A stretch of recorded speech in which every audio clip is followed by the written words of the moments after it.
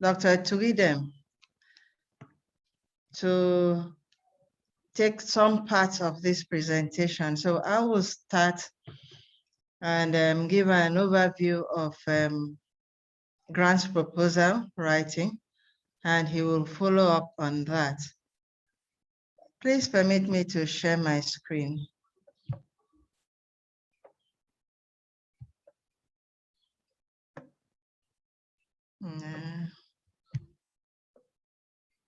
So if you have questions as we get on, please, you can send that as a post. So we are going to look at, have a brief on an introduction of what grants are, the types, how do we source for grants, then call for proposal, letter of intent, what is expected, and the proposal writing itself, and we'll conclude before Etukidem takes over. So the question is, what is a grant? We must have in mind that grantsmanship is a competition.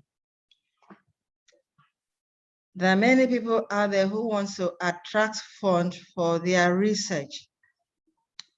The fund is not given to everybody. You need to satisfy certain conditions for you to be given that opportunity to use the grantor's fund. And it is a sponsored opportunity to obtain money for some activities. Sometimes it's not for research, we'll get into that. It could be grants for some other activities. And in writing up a grant, we must have in mind also that it has a structure which we are going to look into in the course of this presentation. And it describes the plan that you intend to take, and that plan must be in keeping with what the grantors expect. Most of the grantors would give you an outline of what is expected. So you need to adhere very strictly to the guidelines that they give. And the funding agency determines the needs to be responded to. That is when it is a solicited grant. You have unsolicited grants in the sense that it's not the grantor that has called for it. You have a proposal and you want to be supported to carry out that the activities in the proposal. When it comes from the funding, when it is solicited, then the grantors determine everything, more or less, the content and all whatnot. But you also have an option in which some aspect is determined by you. For instance, the problem, you may not determine how much, but you have a problem you need money to solve in research, and you're looking for assistance to get that done. Most grants will describe these requirements in details. Even in those ones that do not give you, that's not solicited, they don't give the details, they still work within a scope. So it's not open completely. They have a scope, they have subject areas they're interested in. They have their own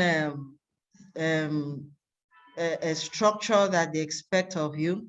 They have the kind of the team they would, the qualifications of the persons they would want to work with and things like that.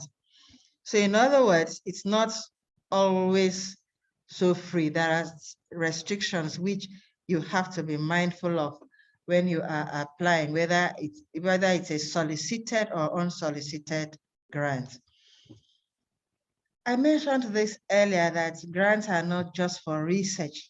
You can have grants to attend conferences and seminars or meetings. You can have grants to demonstrate a theory. You have proposed a theory. Again, this is a kind of research, okay? And you can have grants for service to provide services. In as much as we're not looking at this as a research, one expects that you report the program or the service for which you obtain the grant for. And of course, simple description of that is a research on its own, research in quotes. Reporting what you have done provides some level of evidence. And so personally, I would group this as a research, but we all know that researches have levels. You can have grants for training, and you also have grants for research as we all know it. Now, these grants can, like I've mentioned earlier, can be solicited by the funding agency. There's a direct call for application, and this could come from a government or a grant manager or an organization, as the case may be. If it's solicited, they will send out their requests for proposals, which would be published. And when you see that, then you respond to the request that has been put up. Sometimes it's called request for proposal. In some instances, it's called funding opportunity announcement. And some people called it a broad agency announcement. But in all, there is a request that is being pushed out, and they expect responses from different quarters. Such calls are very specific. They will specify what they want the subject area. Then they look at to how you intend to carry it out. Sometimes it can be a primary research, and in some instances, it's secondary. And the secondary is that maybe a program has been run somewhere and data collected, and they want an expert to pull the data together and summarize the evidence behind the program that was run out. So it can be for a primary research, it can also be for secondary research. And in some instances, you have grants for co-funding of research. That is, groups come together as a consortium to provide funds towards an area of interest. And most often, this is applied than a standard research course. It's applied in the sense that they are looking out for more of implementation. They have a theory, or sometimes they ask you to propose a theory, implement it, and tell them what the outcomes are, the results. So sometimes also you have open calls. This one is competitive, can be competitive in some instances and sometimes non-competitive. Competitive is that they open it up for anybody who is interested. Non-competitive is sent directly to persons that they know would be able to deliver on it for them. So they sometimes it could be that they pick up your status on the internet, or they've had a recommendation, or somebody in the consortium had worked with you directly and knows your capability, and they have this problem at hand, and they think that you could be the one to get it done for them. So in a non-competitive grant, and the experts are reached out to and offered the opportunity to deliver on the subject area. Sometimes you have grants just to renew or continue a proposal. You may have had a grant from a group, and that grant could carry you only to a particular level in that research, which you would have specified anyway. There are grants that would want to confirm that the proposal you have sent out, you'd be able to finish it up. They have limited sum to give you, and they know that whatever they give to you can only take you this far. So but they are interested in getting you to complete the entire round of the activities that you have. So they would want you to also get support from elsewhere to continue. So they support you maybe for the first phase, and then the second phase, you get support from some other organization to complete it. So you have grants at that level. Then we talk about the unsolicited grants. In this instance, you are the one that generates the idea. You are the one that has identified an area for research, as the case may be, and you're interested in getting, you don't have the funds to run it, and so you look out for support from the different agencies. Talking about unsolicited proposals, unsolicited grants, how does one come up with these ideas? Like I've said, the idea has to come from you. So this could be areas that you have encountered in your day-to-day running of services. Can be topical issues that have been discussed over a period of time, and challenges that you encounter in the delivery of services. Or it could be like a brainstorming session, and some questions prop up that you think you would want to follow up on. And or sometimes it can be an opinion of a colleague. You have been doing things in a particular way, and somebody thinks that way is wrong or has challenges. So you would want to test it out to see whether that is true, that whether the challenges encountered in engaging one process is more than the other. So there are many ways in which those ideas can come up. Sometimes it's while you're reading, you see that there are gaps, in some areas that would stem, you to think of alternatives to whatever you are doing. So the topic would come up and you would want to follow up on that. Then the solicited is when there is a call for proposal, which would naturally have a specific area of interest that you would be requested to provide the strategies or strategy to get that done.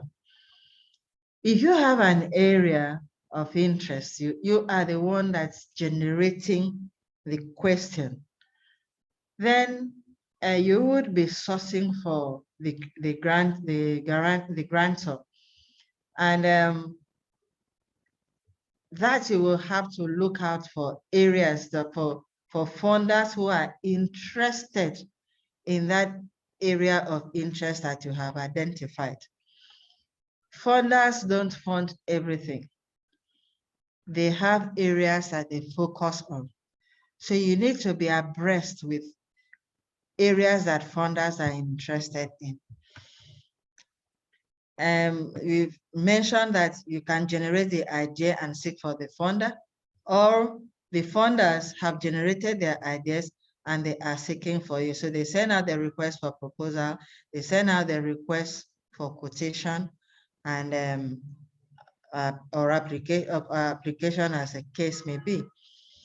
So when you are the one that has generated the idea, you need to go looking for where the funders are, the possible funders.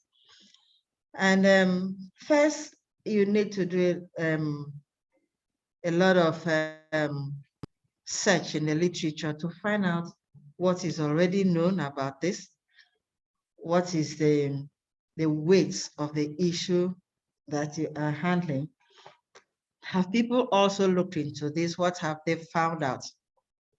And all that. Because whatever information you're gathering at this preliminary stage will go a long way to bring out these problem statements, to bring out what objectives, to fine-tune your objectives, and even determine how you'd go about the methodology.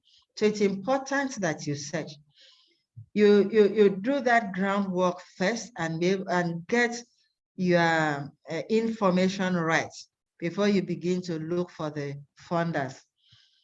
It's not needful to go for the funders without writing out first and foremost this idea, pending down these your ideas.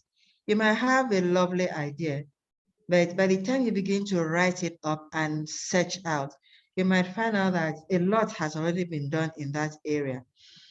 And so you might not be able to get, people might not be interested in funding, being that there isn't much interest in that field. But if you also do your homework well enough and identify those gaps, identify also where people are asking questions on, you would be able to come up with a proposal that would spark the interest of the funder. So when you've done your search, then you would want to find out what who the funders would be, their subject area interest, very important. If an organization is interested in women and women's health, for instance, if you go to them for issues on children, go to them with other issues, they're likely, in fact, they are not going to fund it. So their subject area of interest is very critical. And you need to learn more about these funders. How do they operate? What, apart from their interests, what are the requirements that they need? Most often funders would have the details in their website. See, let me tell you. So they usually would give guidelines, about what they, how to get funded from them. You have to make sure that your proposal aligns with their guidelines. And usually they would have a standard form. The first entry point may not be the full proposal. Most often it is not the full proposal. They will be looking out for your what we call letter of intent. Sometimes they give a form, a standard form, and you fill it up and submit. These days it is done online. When you submit that and they think that what you have proposed is of interest, they will get back to you to get the full proposal. So that is for unsolicited. Now, you can have the ones that the funders have come up with an area of interest in which they would want submissions to be made. Then most often also, they first ask for that letter of interest. The letter of interest summarizes the full proposal. It gives a background of the problem of interest.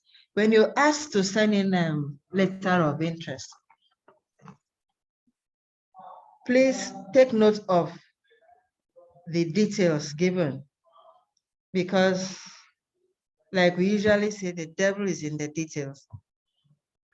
They will specify, they will give you, some most often would give you an outline, the content of the level of what that letter of interest, of intent rather, should be.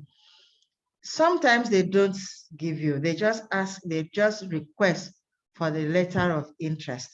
If they don't give you, if you follow this format, you would have given them good enough information that should help them to determine whether to engage you further to a request for the full proposal. Again, if they give you the outline, adhere to the guideline. If they don't, then what I am proposing will go a long way to give some of the information that they need. You need a background of the problem of interest, general overview. What is the problem that you want to solve? So a little bit of literature review here, describing what the problem is. That description helps the assessor to know whether you understand the problem. If your background is not explicit enough, you've given out the impression that you don't know what you are going to, the problem you want to solve. So it is very important that you write out the background clearly. Remember, this is not the full proposal. So it is just a brief of the background of the problem. Then you will state the objectives of the research. What do you intend to achieve if this gets through? What is the purpose of the call? Now, if this is an RFP, that is, they have called, they will tell you that what they send to you is the letter of invitation. Now you respond with their letter of intent. Their letter of invitation will include the purpose of the call. You have to be very mindful of that purpose to be sure that you meet it. Then the recipients would, the letter of interest or invitation will also tell you who the recipients would be. There are times they are very specific on who they want to give the grant to. Sometimes their interest, for instance, could be the Ministry of Health, but they want an expert that will work with the Ministry of Health to get it delivered. Or they want to work with a research institution. So in writing up their letter of intent, responding to the RFP, you have to tell them who you are and which research institution you are working in. That again can determine whether you are given or not. Now, if they want to work with the Ministry of Health and they want an expert to get that done, they want to see the collaboration. So you have to tell them are collaborating with the Ministry of Health. And to do that, you will approach Ministry of Health and get a letter of them, their willingness to collaborate with you to get it done. Sometimes also the letter of invitation would tell you precisely the qualifications of the applicant. If you have interest in that area and you don't have the qualifications of the applicant, try and get somebody who has those qualifications on board. Collaboration in research is very, very important. We don't have it all, but we have people who have different areas of interest that would impact on our proposal, and we need to get them on board. So the composition of your research team is also very important. That should show who is who in that team. Sometimes the research would need people outside the medical team. We should not hesitate to bring in those experts, like the sociologists. The funders know the role of such expertise in the team, and they wouldn't want to compromise that. We need to take note of the different areas of interest that they want to be seen in the proposal, and reach out to the people concerned and get them on board. Then you need to stipulate the roles and responsibilities of the members of the research team. The letter of invitation most often would tell you how they will assess the proposal. So we need to look at it critically to ensure that the different criteria are met when we write up the proposal. And then they would also give you the maximum fund that you can get. So the letter of intent must have your background, must have your objectives, would have the qualification of the recipient and the research team, all as a summary. And then the amounts that you require to carry out the proposal. So the letter of intent summarizes the main proposal. The very first paragraph should give the assessor insights into what you intend to do and how much you require to get it done. It should speak more or less for the proposal that you are going to send, the full proposal that you would sign up for. And you need to link this up.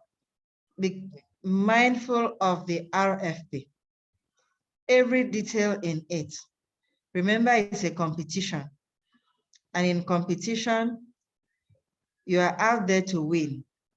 So you must get the rules right. And when that is done, your chance of getting the grants is heightened. So link it up with the RFP and the interest of, which is usually the interest of the funder. Specify who wants to do what. You, at this end, what do you want to do? What's the scope of what you want to cover? How much do you require for it?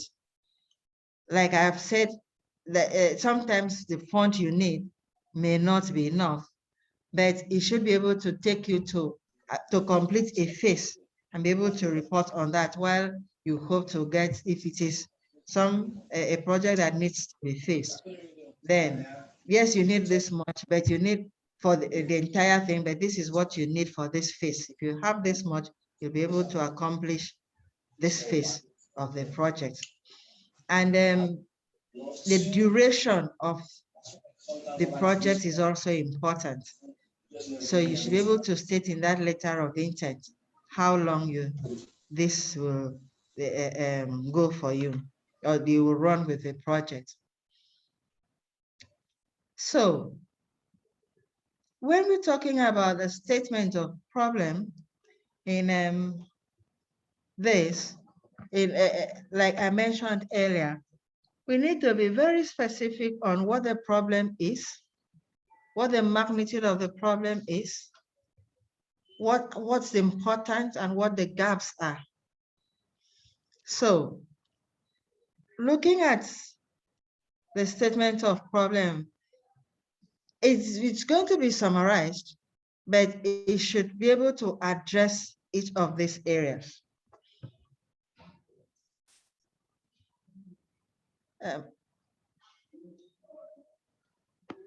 Sorry, please, let me check on something. I'll get back to you to be sure I am using the right slide here for you.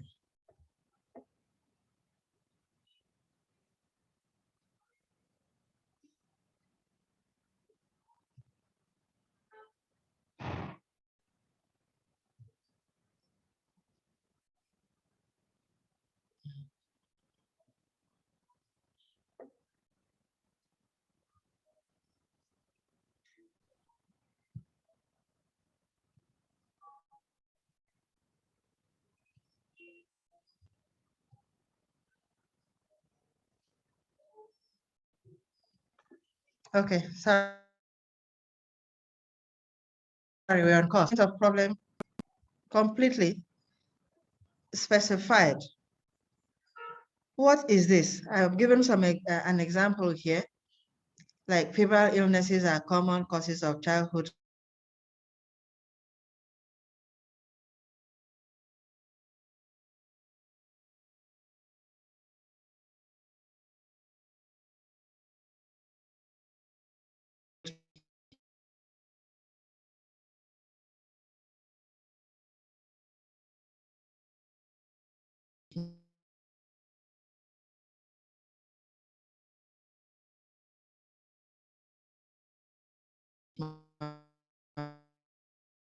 morbidity. Under fives, at least have one episode of people going to have issues.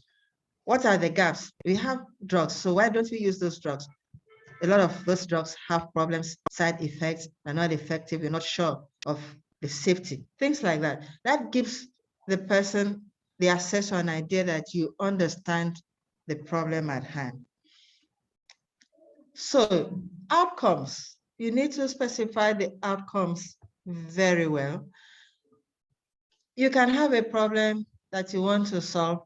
At the other end, there can be many outcomes that you want that could be looked into. One single proposal may not address all the outcomes. So you would want to be very specific on the outcomes that you want to address in that proposal. You state those specific outcomes, and in the brief, be mindful of the limits. Most often, funders would give you limits that you need to look into. If you exceed the limit, sometimes just looking at that disqualifies the proposal. That you have exceeded the number of words that you were asked to adhere to will, no matter how good the idea is, that proposal can be put aside. You know that sometimes we think that, well, they're just putting that for the fun of it. It is not so. They believe that if you are in grasp with the subject area, you should be able to do justice to it within the limits that they have given. And if you fail to do that, then chances are that you may not really be in full grasp of the area. So it is important that we take note of the limits that are given to us. So the outcomes help us, and when you spell out the outcomes for your proposal, it helps to align it with the activities. For every outcome specified, you have in mind what activities you would carry out to get that outcome accomplished.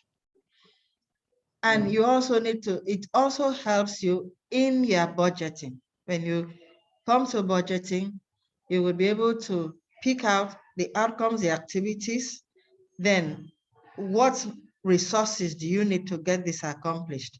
And then you put in, you impute the the sum that is required. So this also is very important. You need to justify, your project activities also help to justify why you should be funded, because the funders see the activities you want to carry out, and they can adjudge from it whether you'll be able to accomplish it or not. If, for instance, the activities are beyond the scope of your organization, you have to be very clear where you are going to collaborate with others and specify who you would be collaborating with to get it done. And you need to be specific about who does what. So in this collaboration, what would my institution be responsible for? If it is collaboration between institutions, what will the other institution be responsible for? It needs to be clearly stated. You also need to highlight your organization. Now, this is important in the sense that they need to know what you have, who you are, what you have done, and why you think you should be the one to get the funds to do this.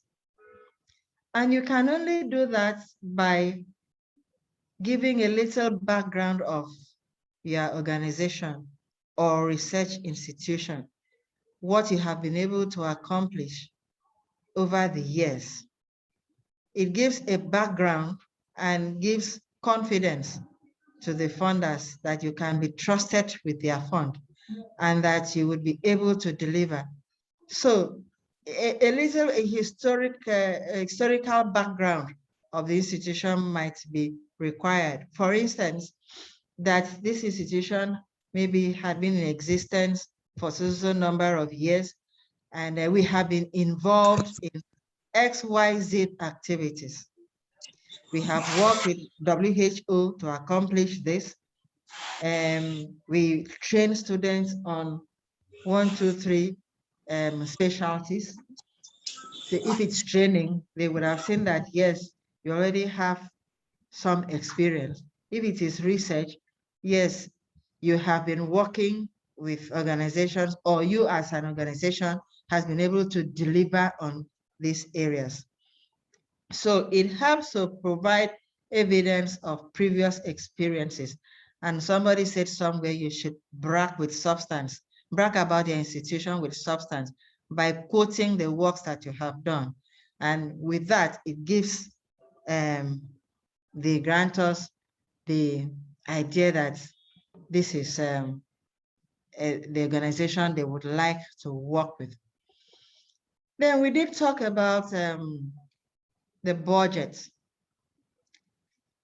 When we have the outcomes well outlined, like I had earlier mentioned, you would now impute the budget, the costs, and you would need to justify.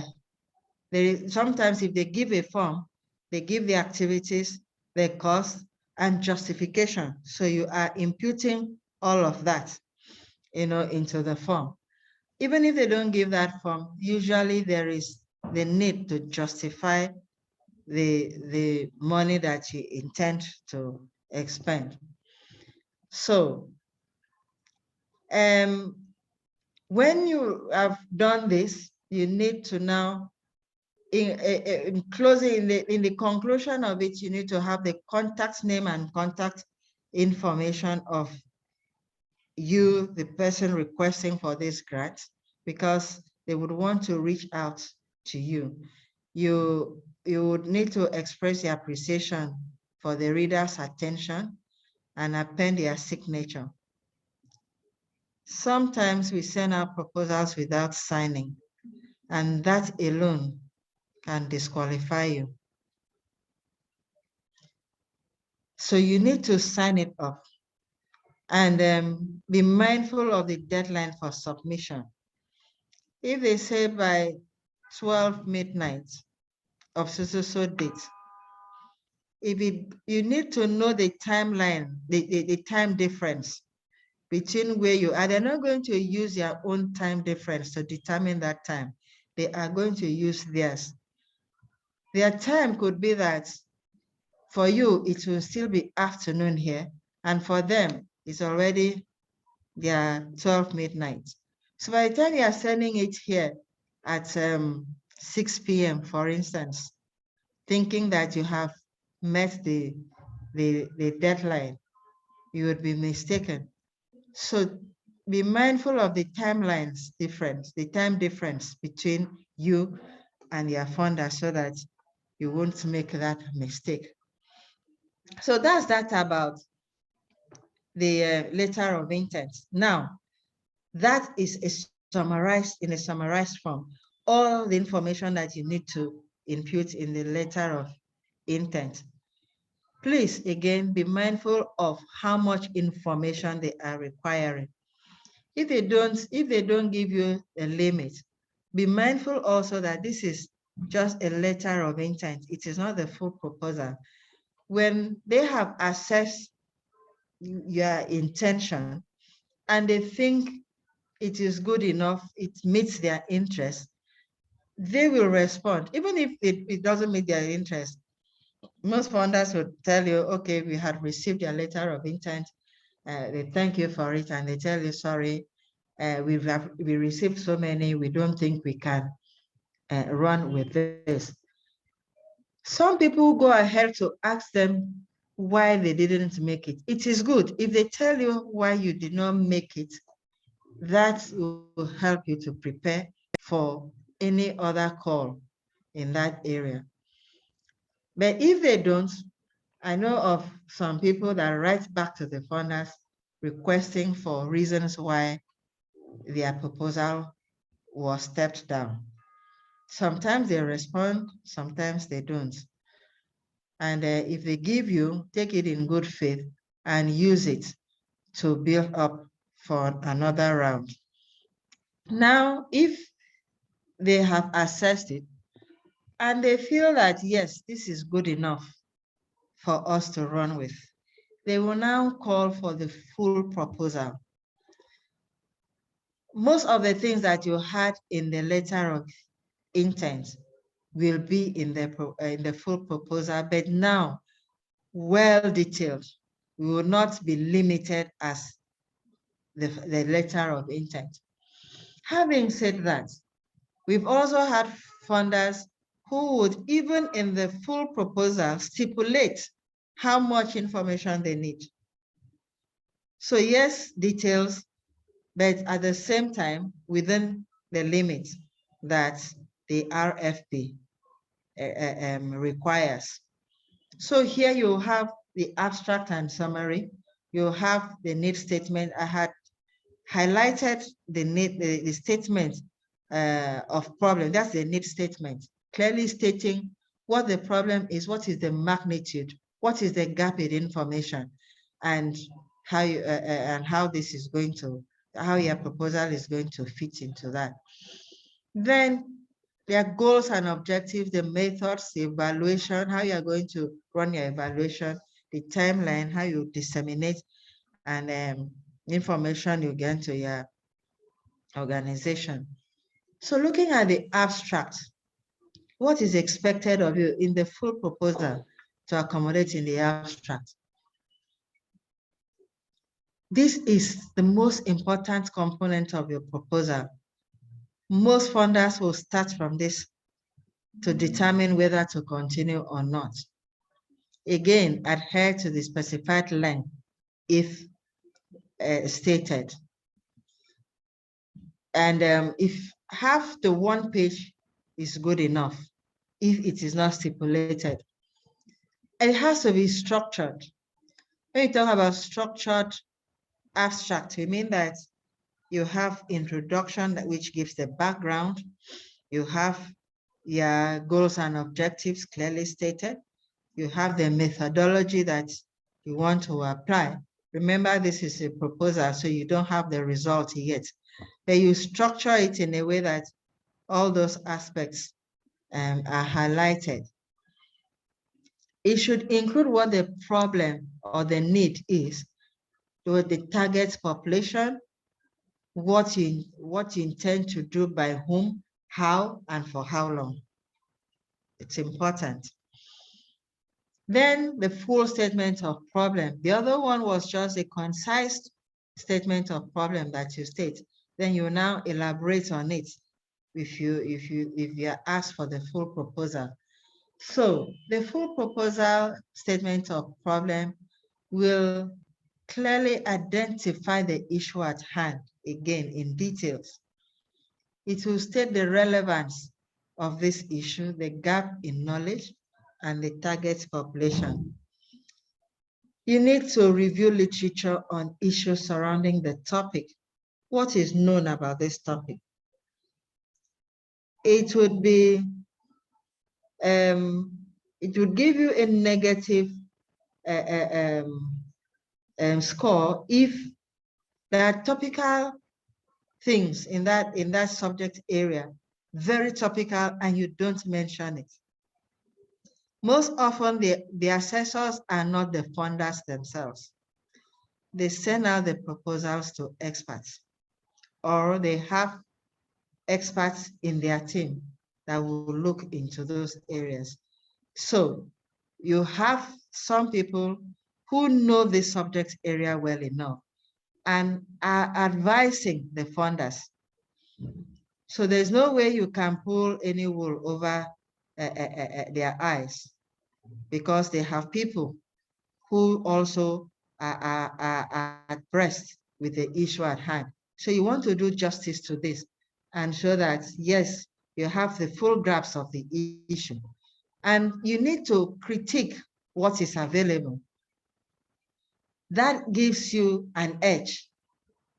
It also gives you that platform of knowing what others have done and giving what I would call a healthy critique of what others have done, and being able to tease out the gaps in what they have done and show what you are going to do.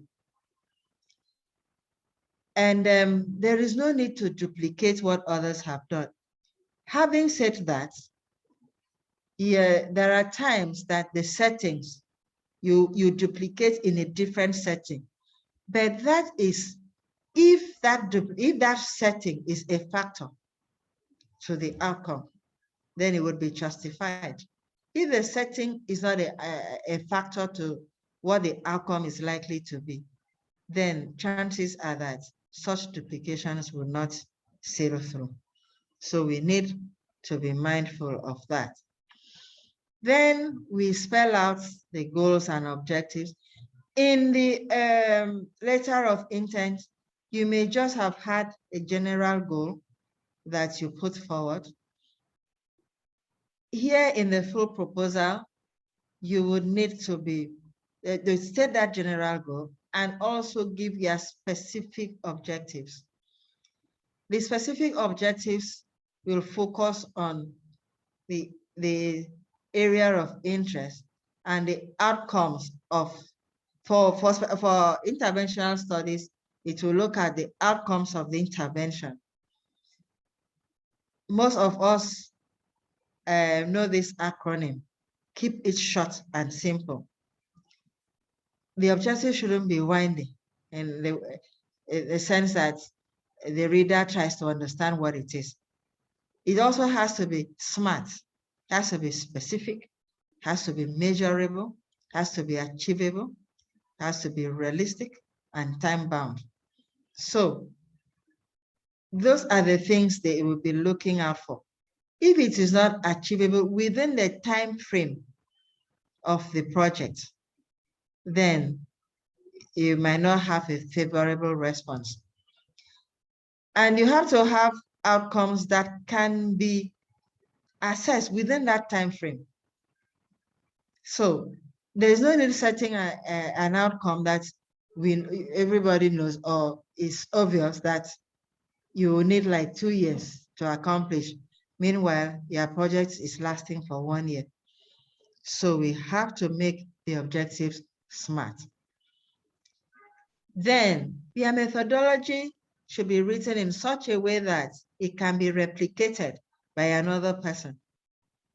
If you have that at the back of the mind, you will be able to give clarity to the methods you are going to adopt for your work. So it should describe the procedures in which you are going to engage to achieve your objectives. And it should specifically describe how best the stated objectives will be achieved. Sometimes you may have to provide a logic model or a theory of change, or sometimes not a theory of change, but a theory behind the methods that you want to adapt, if that is needful. In fact, in a good number of proposals, the funders will ask you to present this logic model. So the logic model will depict how each component of the activities you're going to carry, the objectives will fit in. And it should also include sufficient information for the readers to evaluate the validity of your results. And you should have carefully you have to think of these methods in advance. You have to write it out, give a step-by-step process on how you're going to carry out. Remember, if you have it at the back of your mind that you are writing it for somebody to replicate. A lot of times we have the ideas in our minds, but we don't put it down. So have in mind that we are not there to give the instructions. Somebody might think, oh, that word might be too detailed. So you don't need, you have to put it down, the steps in which you are going to engage to ensure that your objectives are met. When that is done, you state how you are going to evaluate your work. So the evaluation, you need to outline clearly how you will assess the projects, what data will be collected, how often will it be collected, whether it is quantitative or qualitative. Then identify the variables, the independent and the dependent variables. And then also look at confounders, potential confounders, those hidden variables that can affect the outcome without your knowing, affect the outcome of your measurement. Because if you account for them, then it will make your work a lot easier. Then you need to state what statistical analysis that you would engage. You describe that data analysis plan and what statistical tests you would employ. Don't fail to reach out for help if you need one. Timelines are also very crucial. Yes, you're going to carry out this work. How long is it going to take you? So you have a chart that shows each activity when it's going to be carried out. So have in mind, if you have phases, what phases of the research that should be done, include the data analysis, include the reporting and the dissemination plan. This helps a lot in your budgeting. If you have this all lined up, budgeting would be a lot easier for you. Now, in these days, there is the trend that your research is not just to get published alone or get it done. Funders want to see that you engage the stakeholders very early, right from when you are developing the proposal. So they ask you for the stakeholders. And in doing that, you have to map these stakeholders. There are some stakeholders that will be interested in the work. There's what is called stakeholders that have interest. They are willing to work with you, even give you resources, support you. There are others that will align. They're only interested in the study findings. And the level of interest vary. Some can have low interest, some can have high interest. The same thing with aligning with the research findings. Somebody suggested this graphic of mapping the stakeholders. So usually how you do this is your research team can get together, have this chart up, and then you list out all the people you think should be interested in the research. And you determine whether they would have interest and they would be aligned. So you have here at the top right quadrants, those that are both aligned and are interested, because they are likely to be your advocates. And then you have those at the top left. These ones have low interest, but they are highly aligned to the research. These are the ones that you need to motivate. Then at the bottom right, these are the people that they are interested in the issue, but they are not aligned to the research. For these ones, you will need to convince them. And then you have those that are neither interested and not aligned. You will need to plan to engage them. They can constitute obstacle to you, and you need to engage them. One would ask, what is the essence of all this? Now we are talking about evidence-based medicine, evidence-based practice in healthcare delivery. And it's been observed that it is these stakeholders that will use the evidence. So identifying them early, engaging them early is important to the use of the evidence in the long run. So funders will want to see how you have engaged them right early, identify who they are, and the plans that you have. It's not enough to disseminate, you want them to use the evidence. So who are those that are the ready users? Who are those that you need to motivate? Who are those that you need to convince? And who are those that are likely to create obstacle to the use of the evidence? So you plan ahead to engage them at their different levels. So when we talk about stakeholders mapping, this is the idea behind it. So some funders will want to see, even if they don't specify and it's open, you need to tell them how you disseminate the information that you gather from your research. It can be as a policy brief.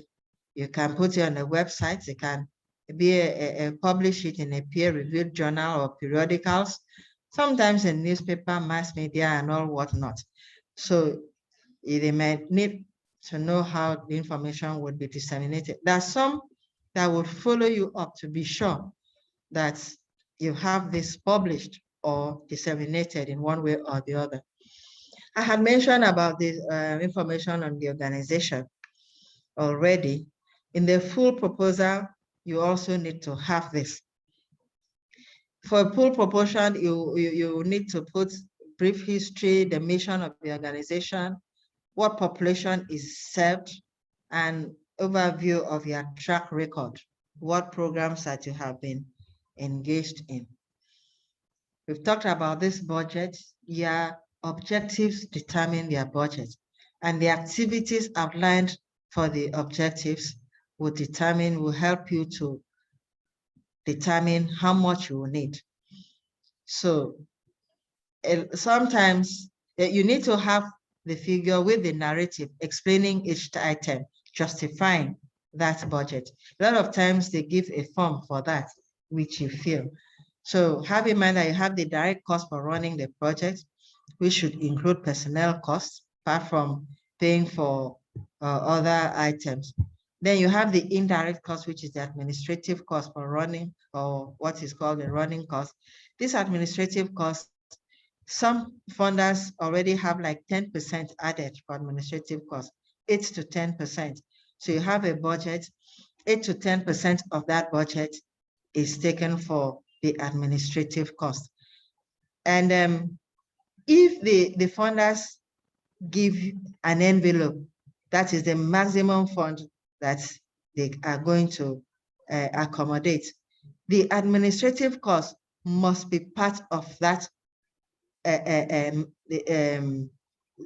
maximum that level that they have stated.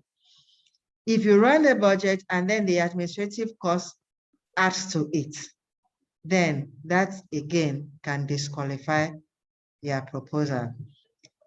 And some funders also want to see at the institutional level, are you sharing costs? Yes, of course, you're sharing costs, the office that you're using, the equipment sometimes is not something that you procure for the project, it's what the institution has. The salaries of the personnel, all that are the other costs that you can impute. In such instances, they will give you a column to fill in those other costs, and then the ones are there, they are going to give to you would be in another column. And so when they talk about the total cost of the project, they would include all this, but the detail of what they will give you would also be in a different column in which they will take responsibility for. There are some grants that would require you to tell them whether you have tax exemption, and whether the board of directors, you have the board of directors and their affiliation. And then they might also ask you for the budget of your institution for that fiscal year. It's a way of seeing how robust your system is. And if they require this, please do as much as possible to ensure that you furnish them with the information they require. So in conclusion, I want to state that proposed grants are competitive, and agencies fund people, not ideas. Agencies fund people. That is why that team that you are putting up there is important. You have laudable ideas, but who is it that is going to deliver on this idea is important. So they are funding the people that will deliver on that idea. So you need to package that your research team well enough to get their interest. Be guided by the knowledge of what the funding agencies need, what their research agenda is, and what guidelines they have out there for their proposal development. Strictly comply to the basic guidelines, prescribed number of words for each section, the means of submission.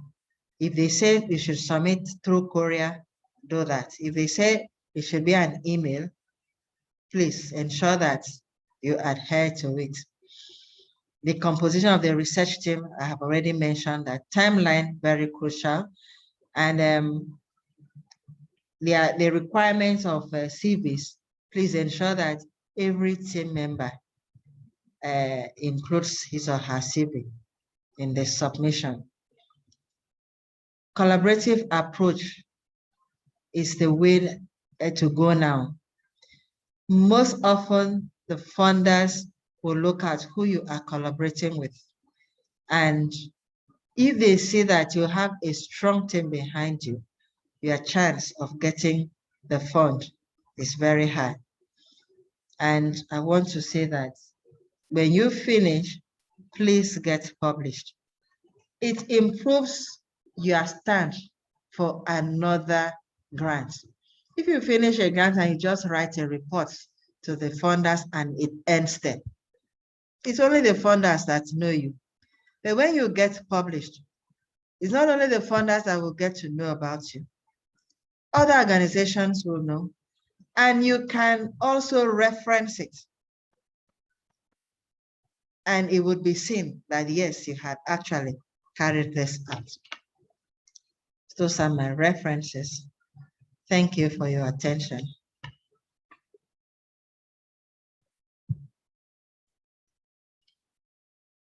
Do I still have the house with me? Yes, ma'am. I've been talking to myself. Yes, ma'am. Thank you very much, ma'am. All The right. the lecture has been very wonderful. Thank you very much. For those that can meet themselves, let's give Madam a round of applause. Thank you, ma'am. Thank you. On the chat room, we don't have any questions. So I don't know if people want to ask questions verbally. Is there anyone with a question?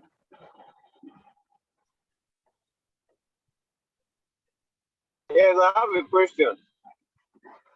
Please go ahead. Hello. Yeah, go ahead. Yes. Please. Okay, thank you very much, Ma, for your robust presentation.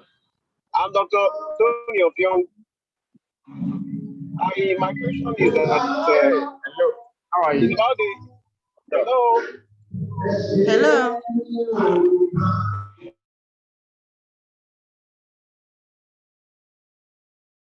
I muted everybody because there was plenty noise. Tony, let me unmute you.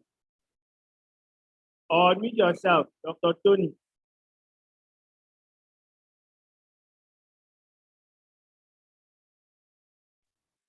Okay, thank you. My question is this. From the beginning of the lecture, Prof, you talked about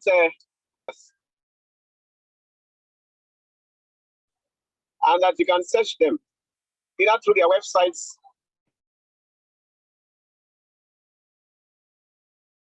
and through other sources.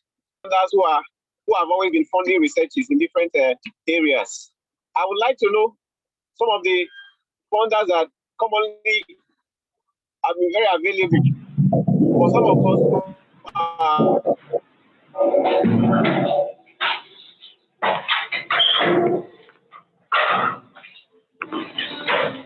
coming up with our research. Hello? Hello?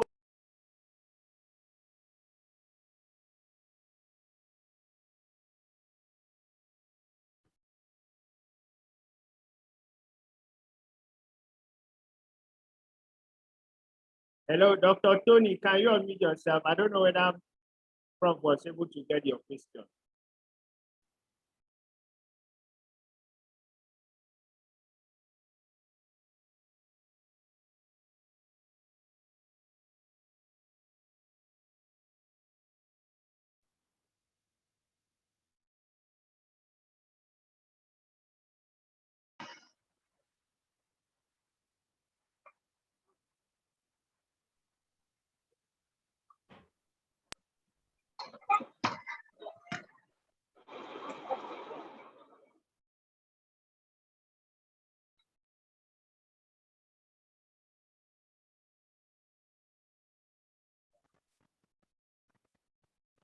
Hello.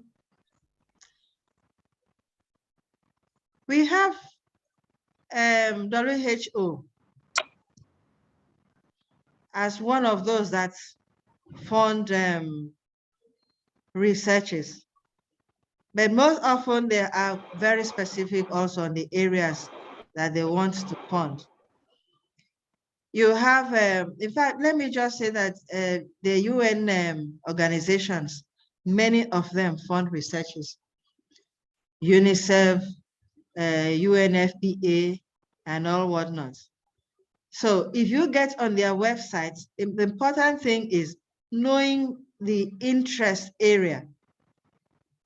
If you want to carry out a research in surgery, for instance, then those organizations are not easily available because most often they're looking at issues of public health importance.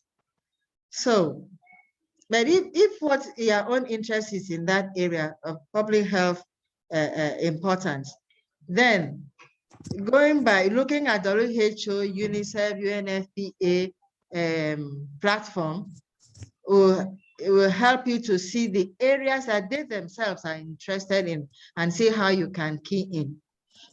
Sometimes they may give you a link to the sites that of other funders. There can be that link that you'd have to other funders. So WHO is there, UNFPA. UNFPA is mostly reproductive health issues. So look at areas of your own interest and search and see which funder is out there that you can run with. They usually also, I didn't mention this, they have their seasons in quotes. There are times that they just send out on their website. If you keep trend with them, there are times they send out these RFPs, maybe like quarterly or something. And then sometimes they make reference to the last one that the last season. Like I mentioned, phases, if you win a grant on a phase, there's a chance that when they send out another RFP, you might also have a chance to get additional fund to take that grant to another level. So get to know your own area of interest, know who you can, the funders out there, and keep track of their seasons and see what proposals that they send out, the calls for proposals that they send out. Another way of doing it, like I said, teamwork is very important. You may not be able to see it on time, but if you have a team, you know, somebody can come, can see it and alert others, oh, look, there is this call for this proposal out there. Let's give it a trial. Is that okay?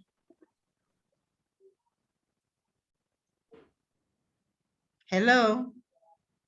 Dr. Tony, are you listening? Any other question? No. Okay. Prof, I think we are done. There is no other question for you. Thank you. So Dr. Etukidem is going to take up the other aspects. I have given an overview of what is expected, what information should be gathered for a proposal, for letter of intent, and for a full proposal.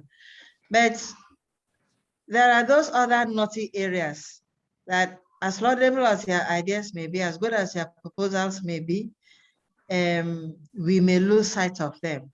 So Dr. Etukidem is going to take us on those areas that we need to be mindful of. So Etukidem, you are welcome. I'll stop sharing my screen so you can get on. You can share your screen now. All right, thank you, ma'am.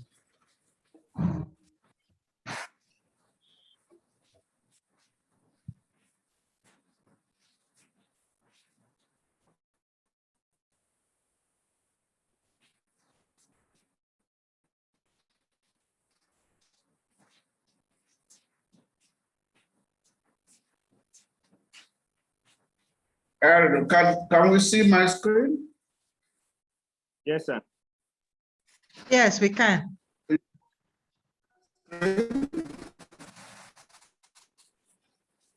Can you make it a PowerPoint? Hello? Can you? Yeah.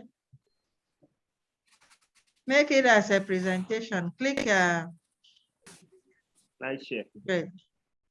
Yeah. I didn't see.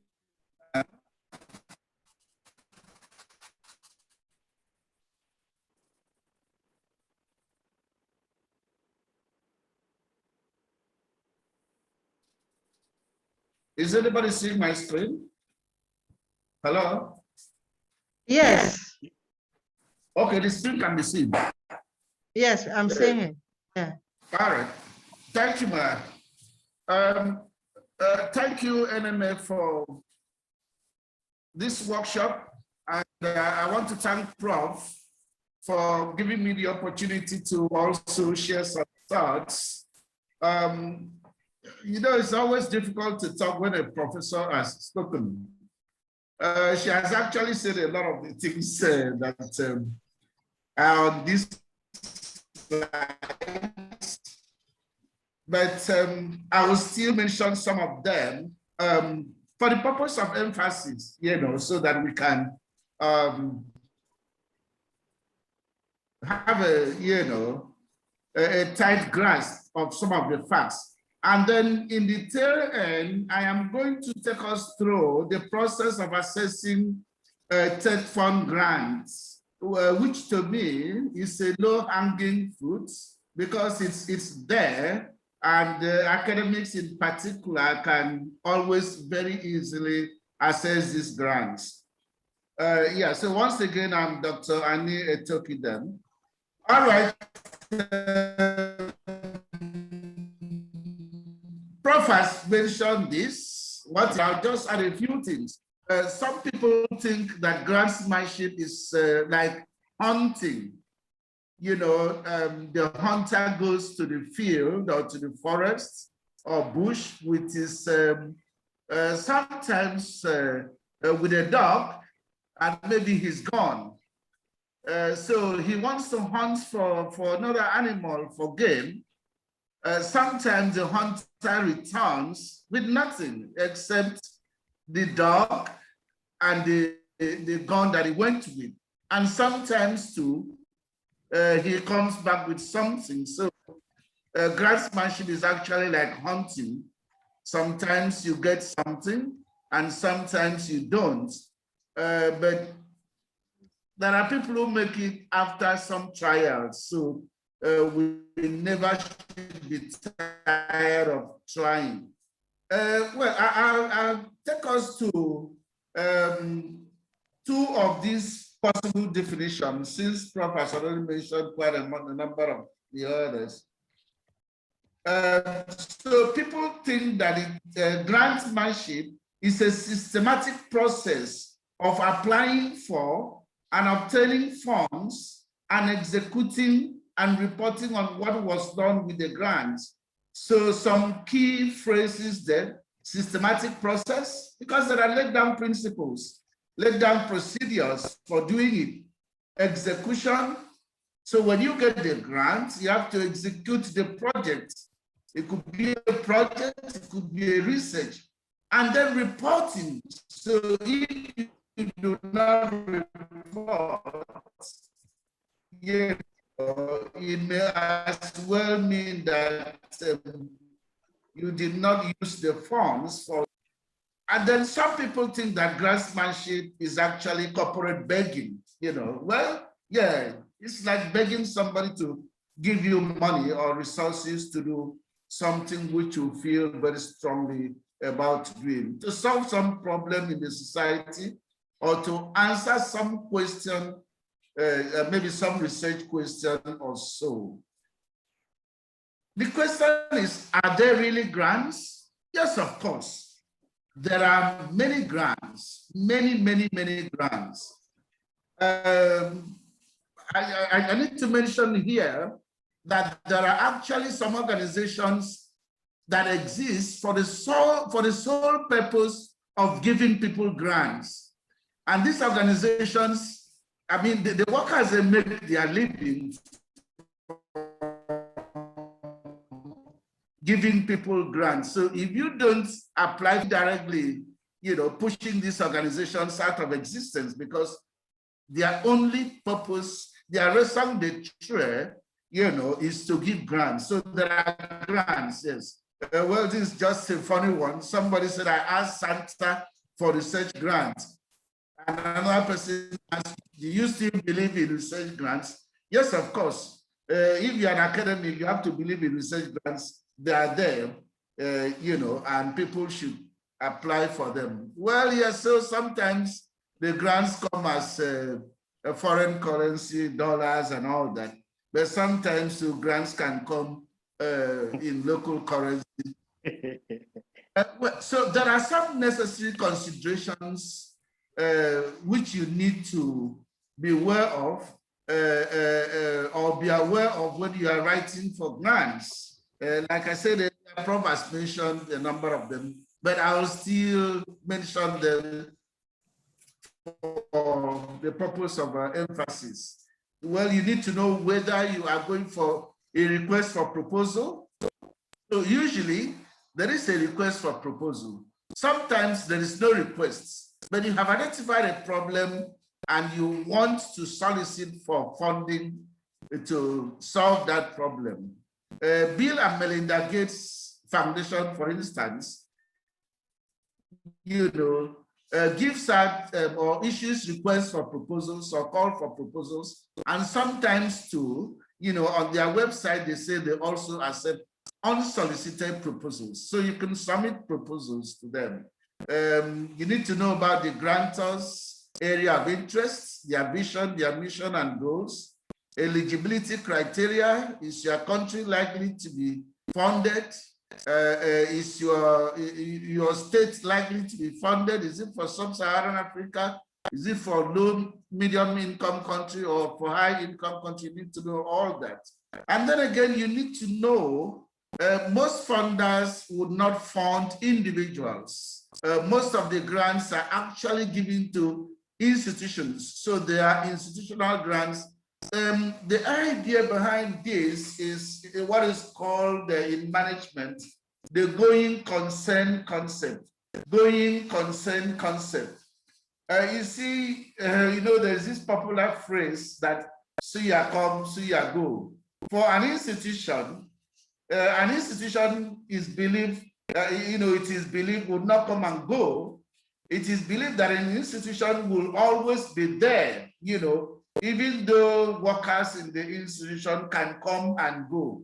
So the institution will be there. That's why grants are given as institutional grants most of the time and not as individual grants, such that if anything happens, it is possible to locate the institution, and then to hold it accountable. Though you may be the one writing the grant proposal, but you are writing it on behalf of your institution, and the grant is likely to come through the institution and not through your individual account. Prof has mentioned a number of this. And then let me go to this one, number to be funded.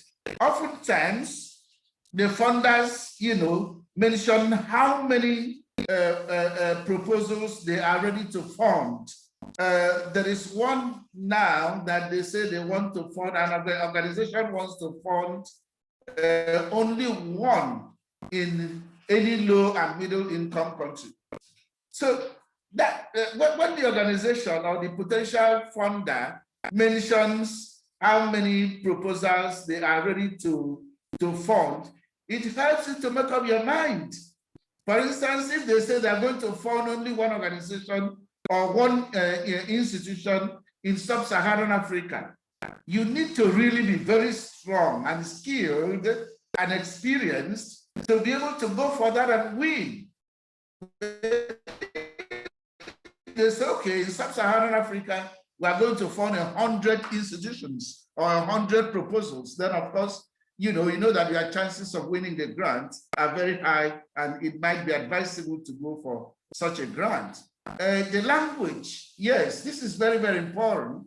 The world now talks about British English and American English.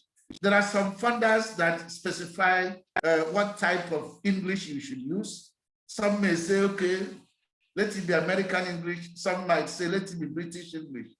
Some may not bother, but they just want you to be consistent. So if you are using British English, be consistently British.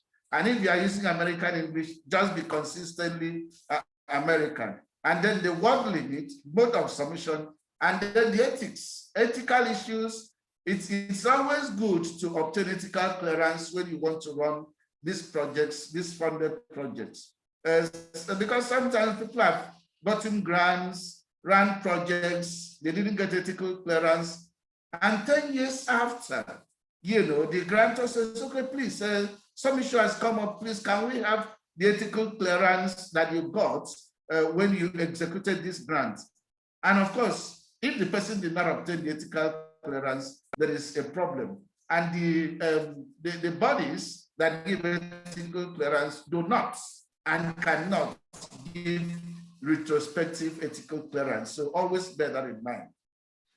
Okay, so it is necessary to read the instructions over and over again. What I do personally, you know, in the world of today, we talk about everything. Everything is electronic. But sometimes when I see a call for proposal, I like also using the H factor. I print out the call for proposal because there are some key words, some key phrases, some key sentences that I want to underline there, you know, and be looking at them often while I'm writing my grant. So it's advisable to, you know, not always do the E only, maybe the H, that's the hard factor, you know. And then when you're writing a grant, you need to ask yourself, how simplistic is my language? Most of the reviewers are generalists. They are not experts. So if you use all your subspecialty technical jargons, you are not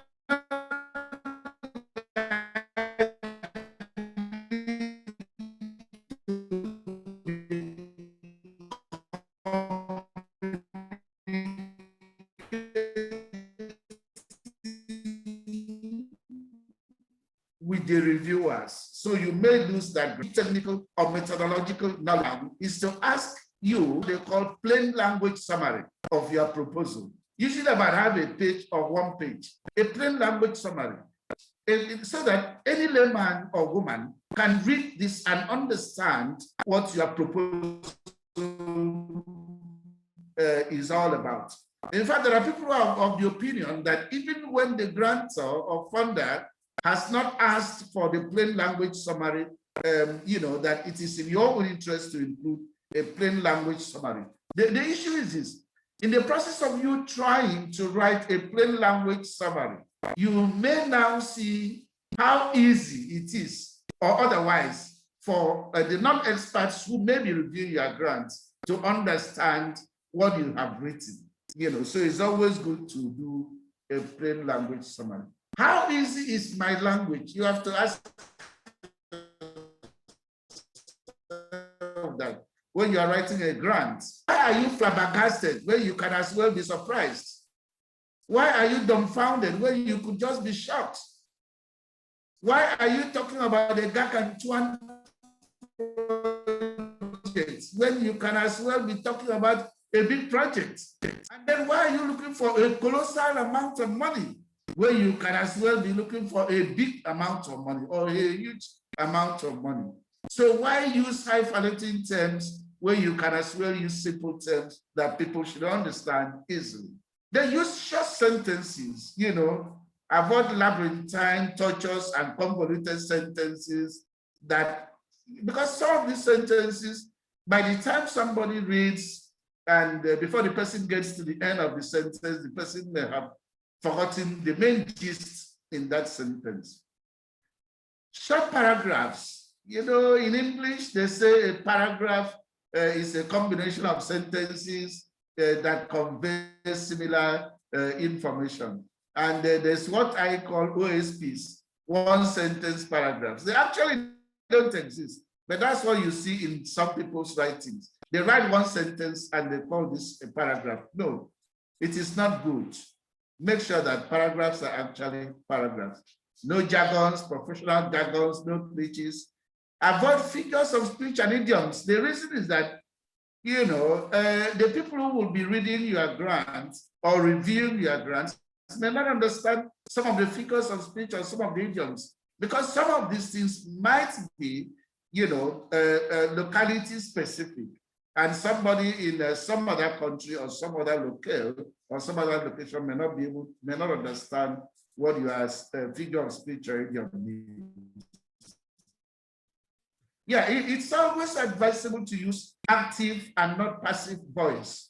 For instance, the team will conduct this research in XYZ location, or the team will use a self-administered questionnaire to collect data. It's better than data will be collected using self-administered questionnaire. So try and be as active as possible instead of passive.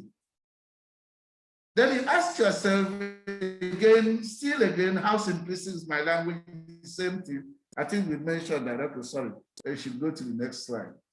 So write it very plainly. I mean, look at this. Somebody said that nothing of great significance is achieved by becoming lachrymose over precipitately departed lactose fluid. Wow, big grammar. But how many people will understand that? How about this? This is just what the person wanted to say. Don't cry over spilled or spilled milk. Instead of saying that, he said that nothing of great significance is achieved by becoming lachrymose over precipitately departed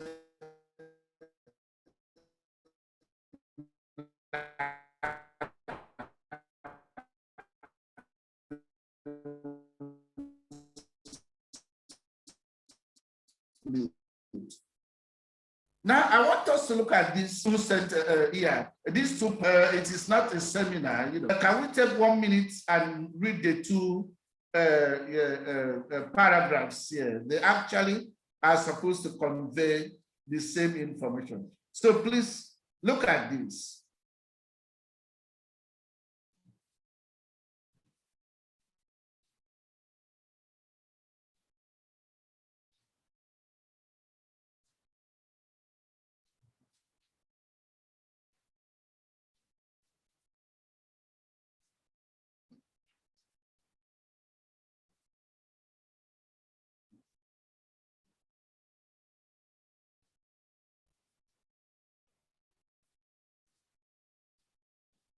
All right, are we done with looking at it?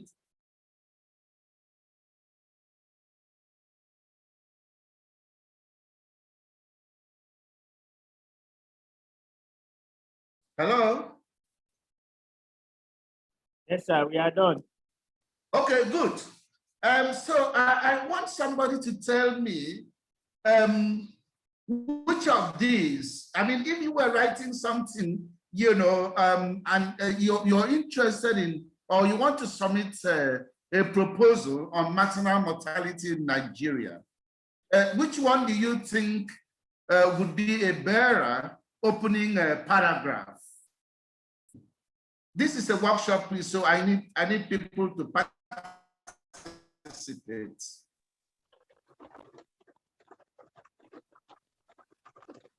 Number 2. Yeah, please. Yeah. Can you raise your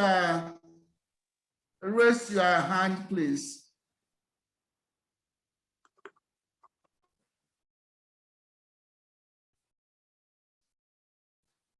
Good. Yeah. So Akaniyan, please go ahead. Tell us which one you think would be a better opening paragraph. So I think number 2 should have been better than number 1. Okay, you think Akaniyan thinks that number 2 is better than number 1. Okay, can we have some other person? Any other opinion? Let's take like maybe 4 people or 5, 6 people. Let's listen to the opinion. Which one do you think would be a better opening paragraph? You know, you're submitting a proposal on maternal mortality in Nigeria.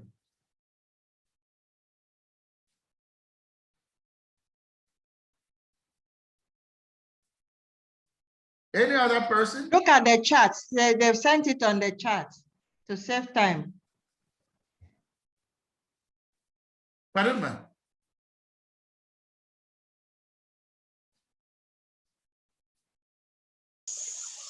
Check your chart. They've sent the answers through your chart. Well, they've sent the answers. 2, 2, 2, 2, 2. Yeah. So go on. 2, 2. All of them that responded. Okay, all of them number said 2, 2, 2, 2. Okay, yes. so nobody has a count. Does yes. anybody have is there anybody that thinks it could be otherwise? All right.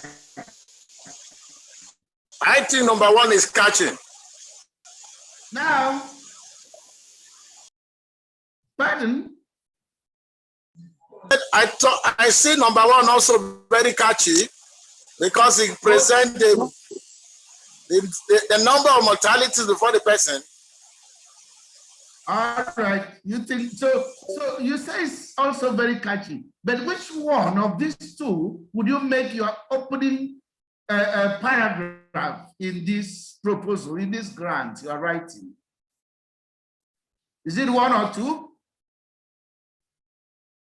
I will go for one. You will go for one, okay. All right, now let me ask you a question. In 1 and 2, what is the most important information that that each of them is? Or what is the most important information this person is trying to convey to the funder? Can anybody give an answer?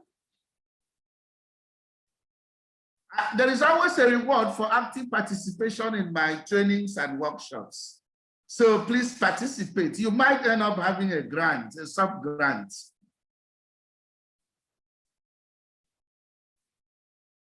Yes, Akko, good. Please tell us, what is the most important information there?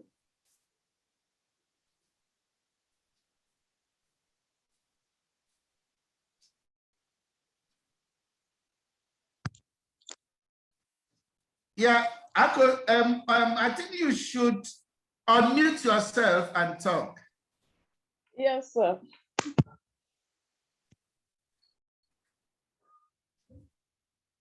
The most important is the mortality ratio. Is the maternal mortality ratio? Is the mortality okay, I saw ratio. What do you think is the most important information? Yeah. So I also think that the maternal mortality ratio is the most important information. Okay, good. Fine. All right. Well, that's your opinion. That's okay. We'll comment on that. Can we also hear from the last person, Ken Obi, please? What do you think is the most important information there? Thank you, sir. I think the most important information is mortality. All right, maternal mortality. All right, good. Now let's go ahead. We will come back to this. The question is, what shape is your pyramid? Is it normal or inverted? Now, this is a journalistic concept. The journalists want to decide where to place the most important information that will catch the attention of the listener or of the reader. And research has shown that the inverted pyramid is what will catch people's, attention most. In the inverted pyramid, the most important information comes first, while the second most important can follow, and then other information can follow. All right, so we go back here. The guy says that with maternal mortality rate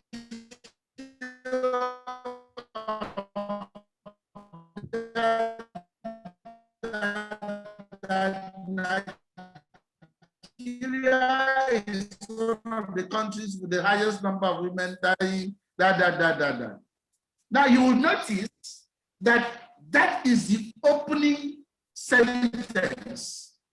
But in the sentence is the most important information. The important information he uses in the first sentence.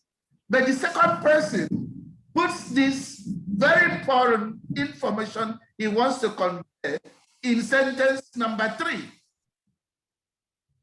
The assessor or reviewer may not have the time to read everything you have written. In fact, when the person sees that with maternal mortality ratio of this, Nigeria is that, the person sits up and is interested in reading further and wanting to know what could be the factors responsible for this very high, maternal mortality ratio in this country.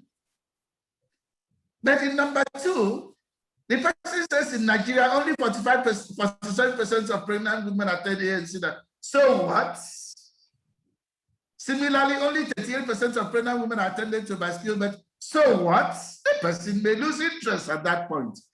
And then now follows the most important information. So because the way proposals are to be written these days, they limit you to the number of words you should write. And so in such a circumstance, it is important to make sure that you bring out the most important message you want to convey as soon as and as early as possible. You don't hide it. So always try to use the inverted or reverse pyramid concept. All right, there is another concept called the white space concept.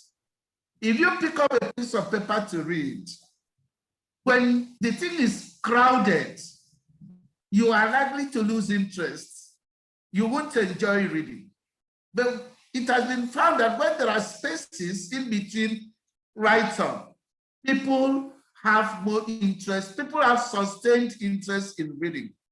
So even when they say, for this part of the grant proposal, write 1,000 words, it is not bad to write 800, 900 words, so as to allow some white space to be available to sustain people's interest. By the time you get to exactly 1,000 words, the thing may become so crowded that somebody may not be able to read. And this is even worse if you are submitting hard copy of a proposal, and if the space given to you. In fact, some proposals, even the electronic space that is made available to you may be so limited. And so if you write too much, you may not be able to have the white space. So do not fill every space. Do not maximize the word limit. White space improves readability. Again, consider some funders are interested in, they specify the font size that you should use. But please, if it is not specified, never you go below font size 11. Font size 11. 12 is ideal. But if you want to put in so much information and you need more space, please don't go below 11. Font type, some funders specify the font type. Well, it's like Times New Roman is the norm in most places. So if it is not specified, it is advisable to use Times New Roman. The margins, it's good to use the standard or normal if it is not specified. It may be necessary to, put certain keywords and key phrases in bold to catch attention. Please note that it is impolite to put the bulk of your write-up in uppercase. Even in normal day-to-day communication, it is impolite to write to people using uppercase, that's capital letters only. Italics, well, you should be able to know where to use this, especially in words and phrases that are not purely English. Use italics. And then, so all these things, the funders may specify what they want, including the number of subheadings. All right, so let's go to the main crux of this presentation, which is grantsmanship, the third fund example. I have mentioned it earlier that for academics, the third fund grant is actually a low-hanging fruit, which I would advise all of us to try our hands on. Third fund grants are awarded to academics in our university and I think many other universities on yearly basis. So it would be nice for us to try our hands on. Well, just briefly, what is called third fund was actually established as Education Trust Fund by the federal government by the Act number 7 of 1993. It was amended by Act number 40 of 1998, which was now repealed and replaced with what is now called the Tertiary Education Trust Fund Act of 2011. So it started as ETF, Education Trust Fund, and is now third fund, Tertiary Education Trust Fund. Now, what is the main objective of third fund? It is to provide supplementary support to all levels of public tertiary institutions with the main objective of using funding alongside project management for the rehabilitation, restoration, and consolidation of tertiary education in Nigeria. That is the main objective. There are TED Fund buildings in our university and other universities, and then of course you have the grants which researchers use for their researches. Of course, TED Fund also, funds the publication of research manuscripts and also funds publication of textbooks. Yes, so any of these academics should lay their hands on.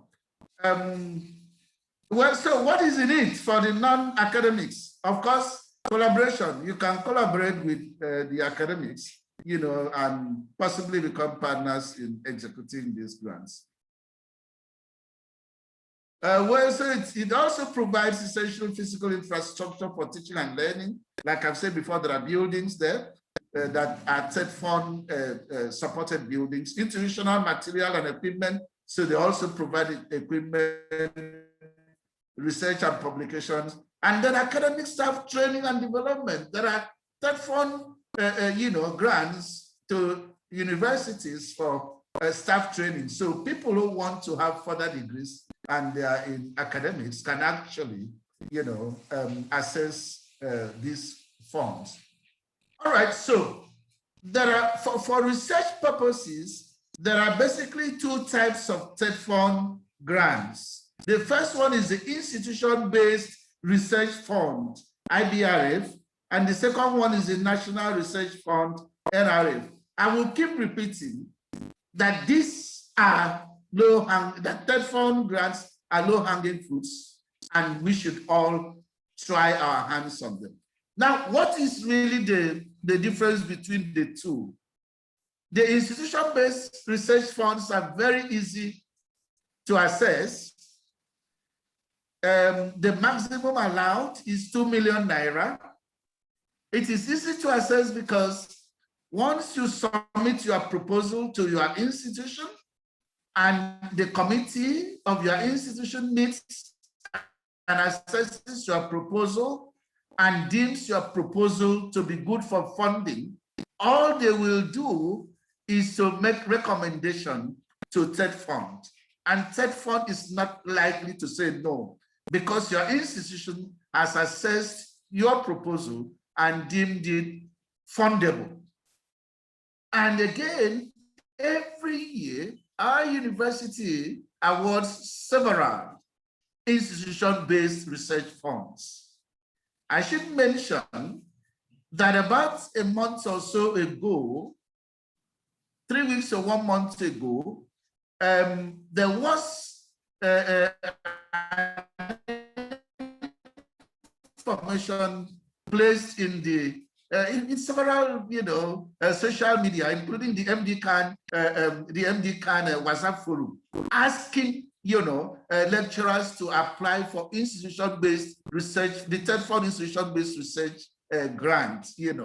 And I am aware that a number of people applied, but the proposals were supposed to be submitted to the Directorate of Research, and the Directorate of Research, in its magnanimity, extended the deadline by additional 1 week for those who were not able to, meet the deadline, the initial deadline. My experience is that doctors usually do not submit. Well, not many doctors usually submit their proposals for this institution-based research grant. So I would encourage us to try and lay our hands. Now, so the National Research Fund is the second one. Now, this one is actually the big masquerade because of the, amount of money involved. We talked about Gargantuan. Yes, so it's actually Gargantuan here, huge sum of money. The National Research Fund can give up to 50 million, yes, yes, up to 50 million for you to do your research. But in this instance, after you have submitted your proposal to the directorate, to your institution for the National Research Fund, your proposal goes into or gets to third fund, and then it goes into what they call the national competition.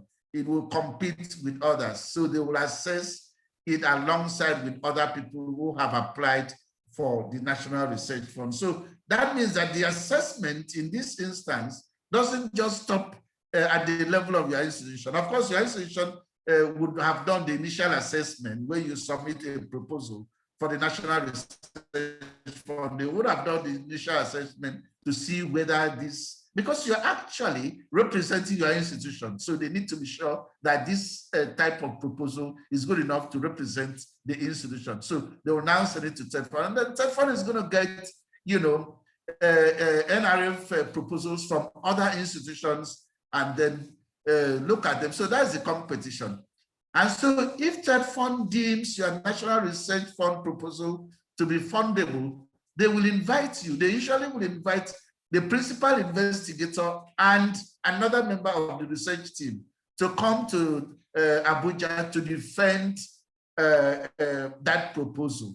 So this is the process that the National Research Fund goes through. It goes for the national competition, and then the principal investigator and the one other member of the research team is invited to come and defend the proposal. And so if you're successful at the level of the defense, then you are likely to get your proposal funded.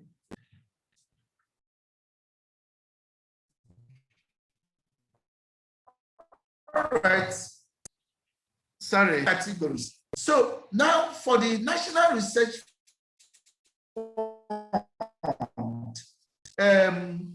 they will fund so many things. The fund is divided into 3 categories and 20 thematic areas. For us as NMA members, as medical doctors, I think the ones that are likely to interest us will be thematic area 4, areas 4 and 5 of the first category, of category 1. And thematic area 4 talks about social welfare, while thematic area 5 talks about population studies. Now, another one that is likely to interest us as medical doctors is category 2, which is about health. Thematic area 8 is about health. We are going to look at some of these briefly. Now, for social welfare, you have some thematic areas under here. The first one is aging and aged population. So you may want to study sociocultural changes among aging and aged people. You want to study social support, quality of life and vulnerability indicators, living arrangement, family structure and the elderly, healthcare and health utilization. Very important, very, very important. Economic and demographic aspects of population aging, policy framework for the aged and aging population, or program intervention. And then you have thematic area, the second one, infants and children, where you can study something on the health and social interventions or policy and program intervention. Then orphans and vulnerable children, what is called OVC. OVC is a topical issue worldwide. So if you're interested in that thematic area, you could do social research on patterns and determinants and causes of problems of OVCs, health and psychosocial intervention studies, policy and program intervention, capacity development. In fact, issues surrounding OVCs, including HIV/AIDS, which has orphaned many children and rendered them vulnerable. It is a topical issue, an issue of interest, to funders worldwide, not only third fund. You might be interested in the other thematic area, populations living with disabilities, with the research focus. So you can lay your hands on these ones. Well, For health, there are some strategic objectives which are outlined here to strengthen the national health system such that it would be able to provide accessible, affordable, effective, efficient, and high-quality health services that will improve the health of people. So there are certain objectives, so you can see how your research objective aligns with these health objectives, with the objectives of the health category or thematic area.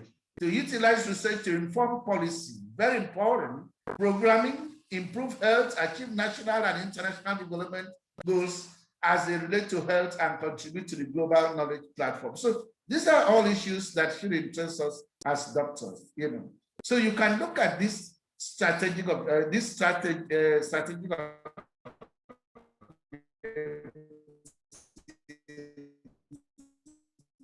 and see how they align with what I'm sure that when they revise, if you are interested in doing a research on COVID-19, of course, it still comes under health, so you can submit your proposal to fund.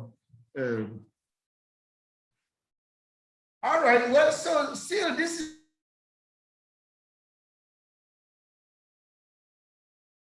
is health and the thematic areas that they are interested in. I would this information, and then we study them carefully at convenience.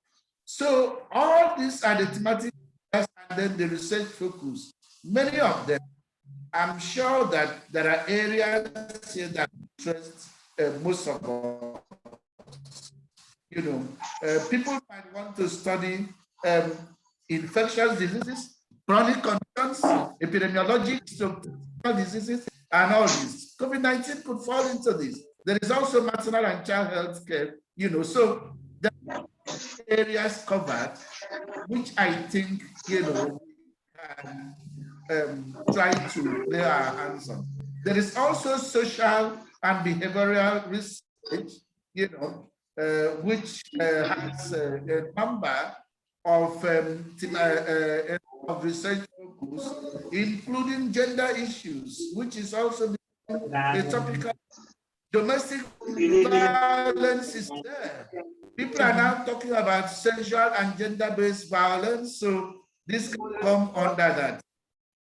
We can assess these grants and use for this research. Now, for those who may be interested in the institutional-based grants, this is what there is a format which Third Fund has provided, and it's very easy to do it. They just want you to write the topic of your research, and then you write your name as a principal investigator, and then include names of co-investigators, your co-researchers, maybe one or two. Of course, this is for the project title, yes. And then you provide the executive summary, the executive summary of a proposal comes first, but it is the last to be written because it is a summary of everything you have written. Usually have a page, 1 page, 1.5 pages, I think not more than 2 pages, executive summary. Then the introduction of your research topic. What is it all about? Problem statement and justification. Prof has taken us through this. The objectives of the study. You should indicate that. Literature review. Then methodology. They say you should include description of the study area, the study site, the study subjects,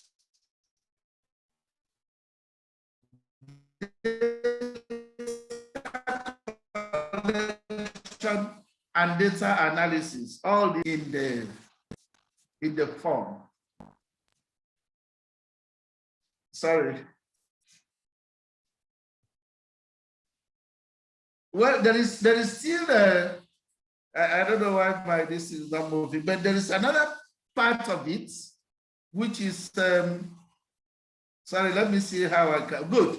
So the remaining part of that form says that you should include the results, the expected output and results of your study.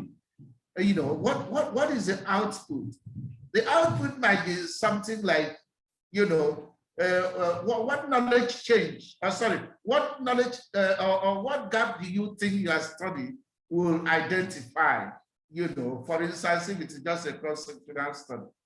But if you are able to do an intervention study, you know, what change do you expect, for instance? You know, and then of course, one of the outputs might be that you are going to publish 1 or 2, whatever number of manuscripts, of research manuscripts will be studied. That too is an expected output and should be indicated there. And then the work plan, you know, and time frame, you are required to do that. So you see, you can type all these things in your Microsoft Word, and then you can, you know, put them here or convert this form into MS Word. So you are supposed to provide a Gantt chart of, you know, which is the work plan and time frame. What would be done? When will it be done? And who will be responsible for making sure that this thing is done? That is the Gantt chart.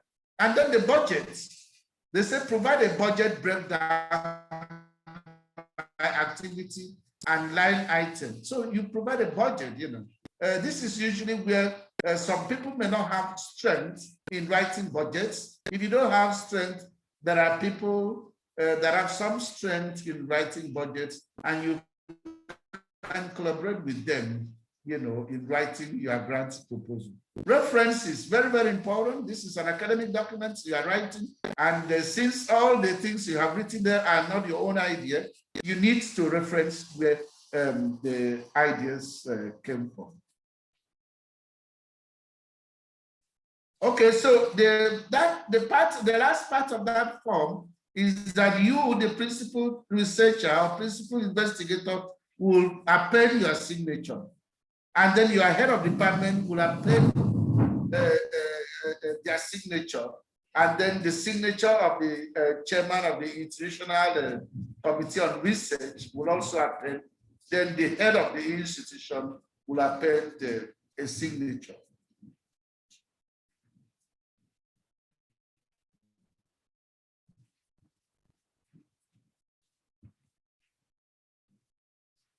Yeah, good. So in closing, this is the TEDFund website, HTTPS, that you can just double TEDFund Nigeria, but it is TEDFundserver.com. If you go to that website, you have a lot of information, including there is a lot of material. I mean, you have a lot of materials that you can download, you know, and study. The trick is that it is always good to get your proposal ready, waiting for, you know, because the format is there. Yeah, the format is there, you can download, and then you write your proposal, and you are waiting for when your institution may advertise, or when TEDFund may advertise. Again, so try and keep trying. My people have a saying that it is not the first day that you dig a pond that frogs will fall in for you to have it. It is not, you may not get a grant when you write the first time, but you may also get. So the secret is that you should keep trying and keep trying and keep trying. One day your proposal definitely will get funding. And then again, collaboration. You may not be strong enough, collaborate with those that are strong. You are strong enough, collaborate with somebody else. Now there is so much emphasis on interdisciplinary collaboration. They don't want, you know, oh, they are all medical doctors. No. Bring in a nurse, a health economist, sociologist, you know, a policymaker, and all that. When you collaborate with all these people, the funders are likely to know that it is not a one-man show, and they are very likely to fund your proposal. Thank you very much for your rapt and uninterrupted attention. I would want to welcome some questions if you have any. Thank you very much. Mr. Song.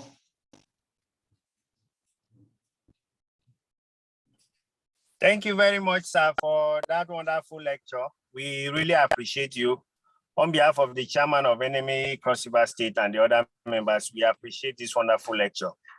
So we'll give room for people that have questions to ask.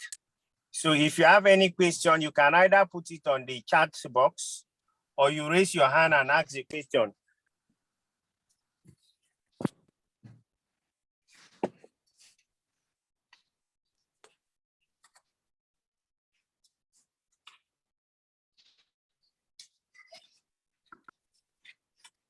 Sir, there is a question on the chat box. I think I'll read it out. Okay. Someone said, okay, that's Dr. Nkama Etuo. He said, thank you, sir, for the presentation. Please, sir, is TED Fund grant open to residents doing Part 2 dissertation? Oh, yes, thank you very much. No, unless such a resident is also a university lecturer. Otherwise, the grants are actually meant for those who are teaching in the universities. But there are many other grants that Part 2 can access. I need to find out whether it is possible for a Part 2 resident to embed his research in an ongoing TED Fund work. I think I need to find out such details. But for now, it is meant for university lecturers. Yes.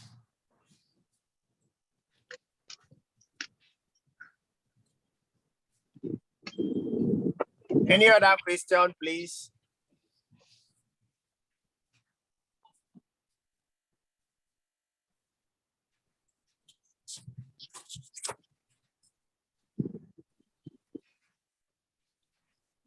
Well done.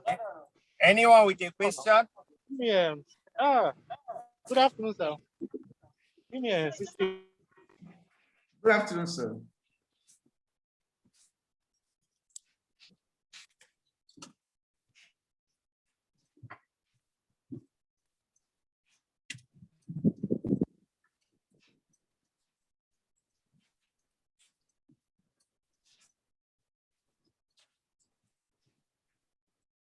Hello, any participant with a question?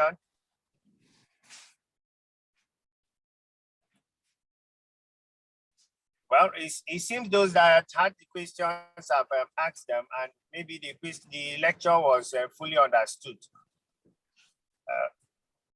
On the chat box, okay, this one is a comment. It will be nice to have a template of a well-written and approved TED Fund proposal, so it guides us. Yeah, thank you. That's good. Yeah. Dr. Oku, I'm sure this could always be sorted out. Yeah. So, yeah, it's possible. So, those who are, it's possible. Why not? It's possible. Yeah. So, in that case, those interested, should they contact you privately, or will you make a template available to NMA Cross River State for distribution to members that may want to apply for a TED Fund grant? All right, I think we'll see how this goes because we also have to be careful with copyright issues. Yes, if one can lay hands on a project that has been completed, yeah, I'm sure it would be possible to get some approved grants. But you know, I'll look around this and see how it goes. All right, sir. Someone is asking if it's possible to get soft copy of your slides. Oh yes, why not? Okay. Why? Yeah. All right, sir. At the end, we'll contact you to get the soft copy so that we can distribute for people that may want to maybe refresh their memories with the lecture. All right. Thank you very much, sir, once again. At this juncture, I think I'll call on Dr. Payo Sagwe, the Vice Chairman of NMA Cross River State, and who is the LOC Chairman for this year's AGM, to actually give a vote of thanks. The Vice Chairman, sir, you have the floor. Thank you very much, Dr. Besson. It's been a very thorough 3 hours or 2 hours of listening to this topic, grantsmanship. And I want to immensely express my gratitude on behalf of Medical Association Cross River State to our distinguished lecturers and presenters for a brilliant exposition on the topic grantsmanship.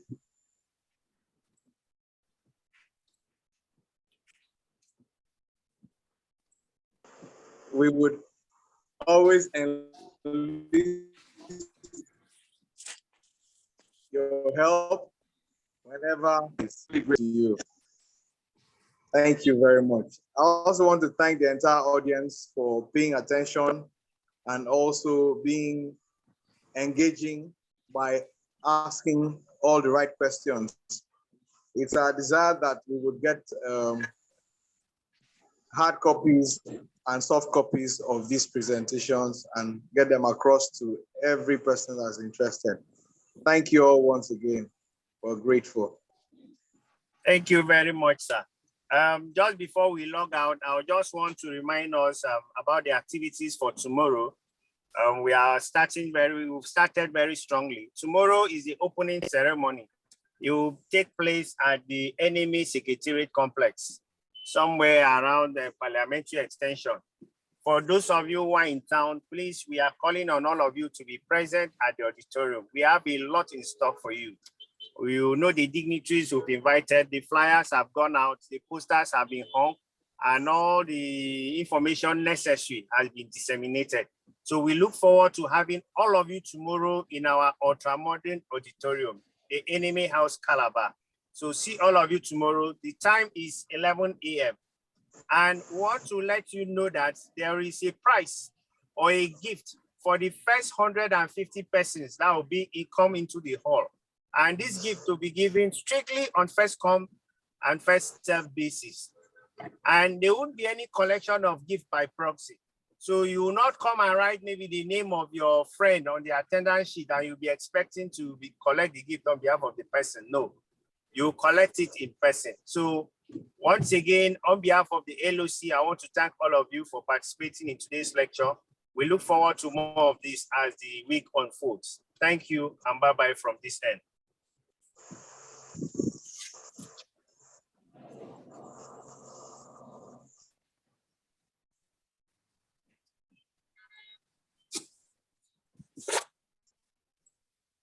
I greet the IPC. He has gone out. And then, okay. Vice Chair, my very warm regards and loyalty, sir. Thank you very much. I'm seeing some colleagues from diaspora. That's wonderful. Dr. Anjikan, is he still there? Thanks for being with us. We hope you'll join us in subsequent events.